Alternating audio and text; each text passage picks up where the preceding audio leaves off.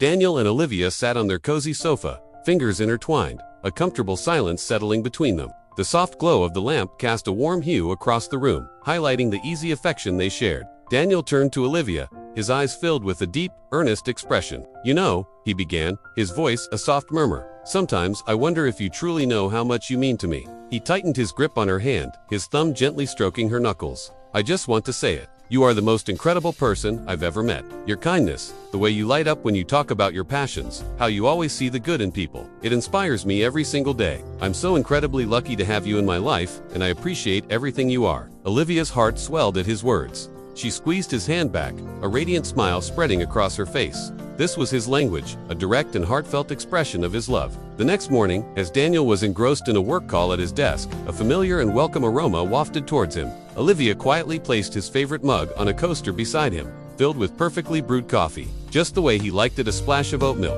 No sugar. He hadn't asked for it, hadn't even realized he wanted it until that moment. He looked up at her, a wave of gratitude washing over him. She simply gave him a small, knowing smile and a wink before slipping out of the room. It was her way of saying, "I love you," a quiet gesture that spoke volumes louder than words. That evening, they made a pact.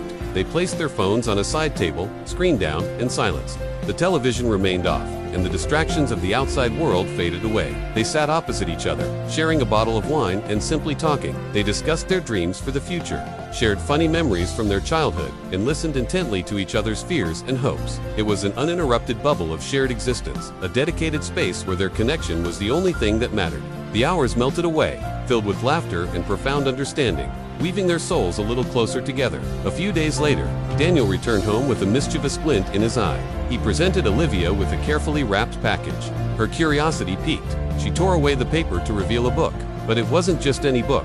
It was a worn, leather-bound first edition of her all-time favorite novel, something she had once mentioned in passing that she dreamed of owning. Her eyes widened, and she looked up at him, speechless. He had not only listened but had remembered and sought out this treasure for her. The thoughtfulness behind the gift, the sheer effort it represented, felt like a powerful declaration of his love. As she held the book to her chest, overwhelmed with emotion, Daniel moved closer. He wrapped his arms around her, pulling her into a firm, warm hug. Olivia leaned into his embrace, resting her head on his shoulder and closing her eyes. In that simple, profound moment of physical closeness, everything else fell away. There was no need for words or gifts, just the reassuring pressure of his arms around her. A silent communication of safety, comfort, and unwavering affection. It was a shared moment of peace and deep connection. They realized then, more clearly than ever, that their expressions of love were beautifully different. He spoke with words and thoughtful gifts.